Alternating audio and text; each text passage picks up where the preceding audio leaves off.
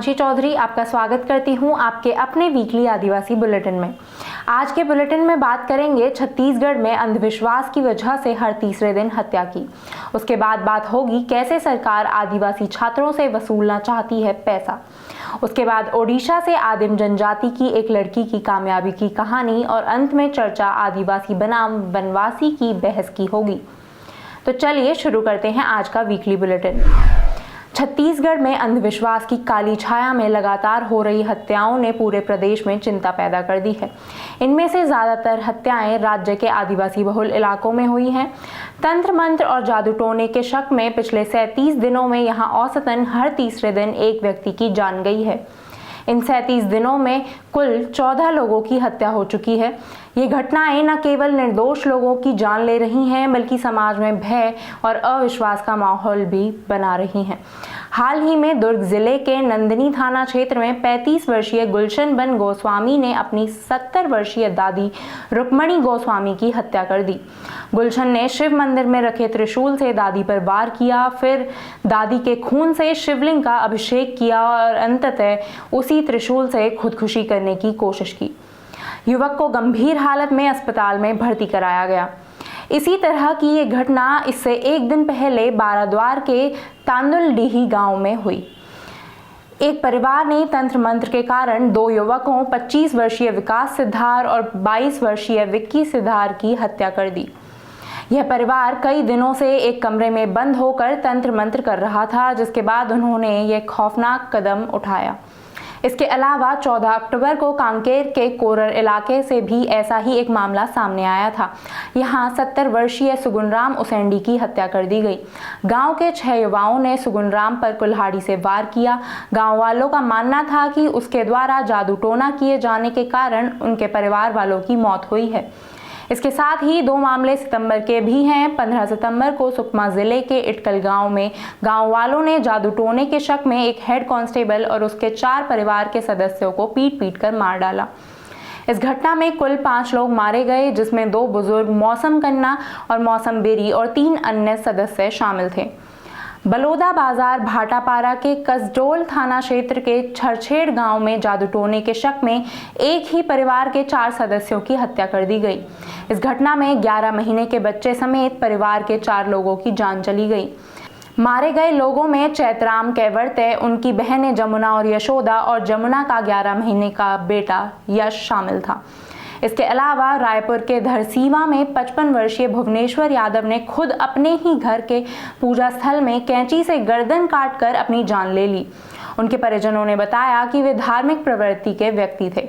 इन घटनाओं में अंधविश्वास के अलावा हत्या करने वालों और अपनी ही जान दे देने वालों के मानसिक स्वास्थ्य भी कारण हो सकते हैं। देश के कई राज्यों में अंधविश्वास को रोकने के लिए कानून मौजूद है, लेकिन ये कानून कारगर साबित नहीं हो रहे हैं। दूसरी तरफ अभी भी मानसिक स्वास्थ्य को हमारे समाज में गंभीरता से नहीं लिया जाता है। अगली खबर त्रिपुरा से है। यहाँ पर सरकार आदिवासी छात्रों को दिया गया पैसा वापस मांग रही है। पता चला है कि प्रशासनिक गलती की वजह से 15 जनजातीय छात्रों को पोस्ट मैट्रिक स्कॉलरशिप में कुछ पैसा तय राशि से ज्यादा दे दिया गया था। अब आदिवासी कल्याण विभाग इस पैसे को इन छात्रों के परिवार से वसूलना चाहता है। इस सिलसिले में 15 छात्रों ने स्थानीय विधायक रंजीत देबबर्मा से हस्तक्षेप की मांग की है। इस मामले में विधायक ने आदिवासी मामलों के मंत्री को एक पत्र लिखा है। इस पत्र में रंजीत देबबर्मा ने कहा है कि ये 15 आदिवासी छात्र गरीब परिवारों से आते हैं, इसलिए इनके लिए पैसा लौटाना संभव नहीं है। उन्होंने कहा है कि यह पैसा उन अधिकारियों से वसूला जाए जिनकी गलती से ये स्थिति पैदा हुई है। 15 जन छात्र एनआईटी के 15 आदिवासी छात्रों को नोटिस दिया गया है। इस नोटिस में बताया गया है कि उनके खाते में गलती से स्कॉलरशिप का तय से ज़्यादा पैसा चला गया है। अब 1 महीने के बाद उनसे ये पैसा वापस मांगा जा रहा है। ये छात्र पैसा खर्च कर चुके हैं और ये सभी छात्र गरीब परिवारों से आते हैं। अब ये छात्र या उनका परिवार ये पैसा कहाँ से लौटाएंगे? मैं यह भी पूछना चाहता हूं कि क्या यह छात्रों की गलती है? उनके खाते में अगर ज़्यादा पैसा आया तो वो किसकी गलती है? अगर ये अधिकारियों की गलती है तो फिर उन्हीं से ये पैसा वसूला जाना चाहिए।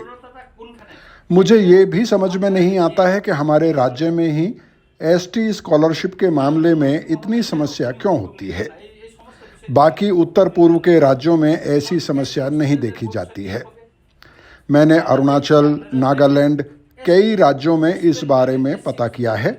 वहाँ सभी ने मुझे ये बताया है कि स्टूडेंट्स के लिए एसटी स्कॉलरशिप में कोई दिक्कत नहीं आती है। ओडिशा की आदिम जनजाति बोंडा समुदाय की एक लड़की बिनी मुदुली ने आर्थिक तंगी और जिंदगी के बेइंतहा संघर्ष के बावजूद ओडिशा सिविल सेवा की परीक्षा पास कर ली है। 19 अक्टूबर की शाम को जब राज्य सिविल सेवा के नतीजे आए तो वह बोंडा समुदाय से राज्य सिविल सेवा परीक्षा पास करने वाली पहली लड़की बन गई।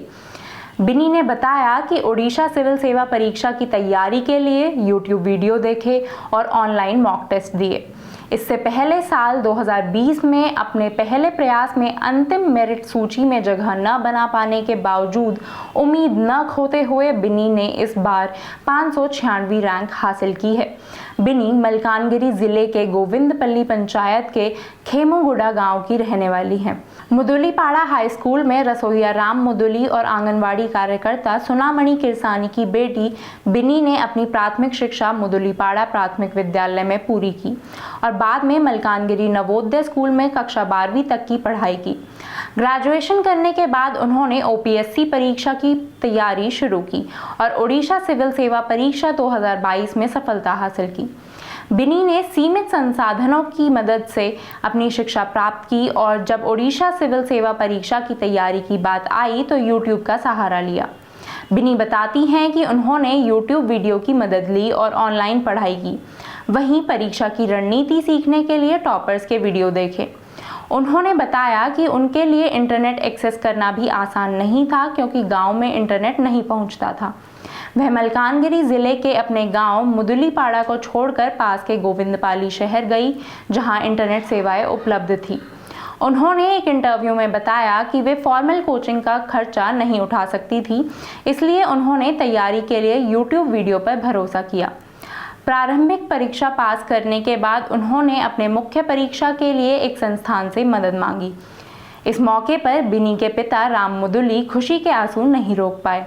उन्होंने बताया कि उसने बहुत मेहनत की, वह हमेशा कुछ बड़ा हासिल करना चाहती थी और अब उसने हमारी पूरी जनजाति को गौरवान्वित किया है।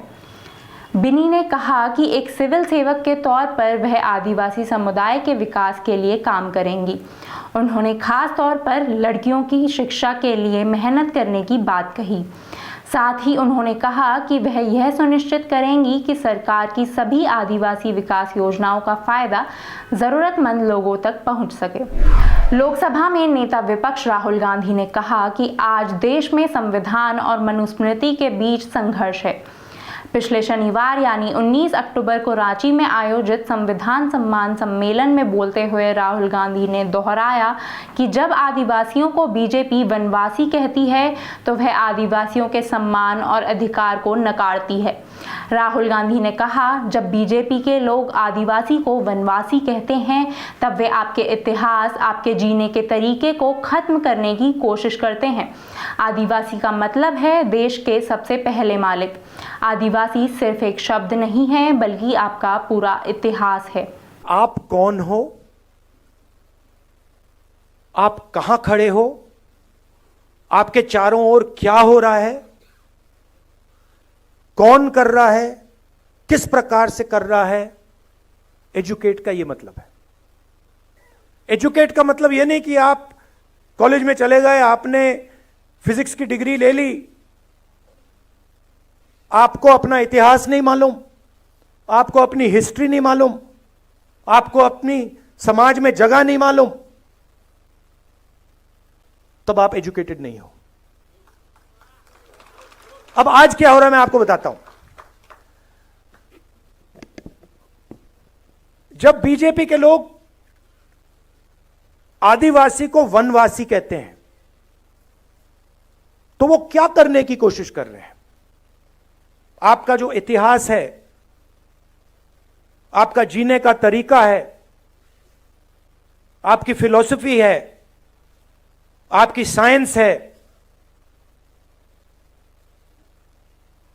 मेडिकल साइंस है, जिसको आप हजारों साल से चला रहे हो, उसको वो खत्म करने की कोशिश कर रहे हैं।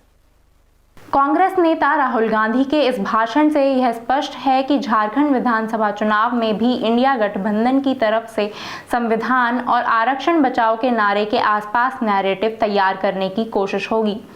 राहुल गांधी आदिवासी बनाम वनवासी का मुद्दा अक्सर आदिवासी इलाकों की चुनावी रैलियों में उठाते रहे हैं। झारखंड में 13 नवंबर और 20 नवंबर को मतदान होगा। इस चुनाव में एक तरफ झारखंड मुक्ति मोर्चा के नेतृत्व में इंडिया गठबंधन होगा, तो दूसरी तरफ बीजेपी के नेतृत्व में एनडीए गठबंधन चुनाव लड़ेगा। आज के लिए बस इतना ही। आदिवासी भारत से जुड़े रहने के लिए देखते रहिए मैं भी भारत।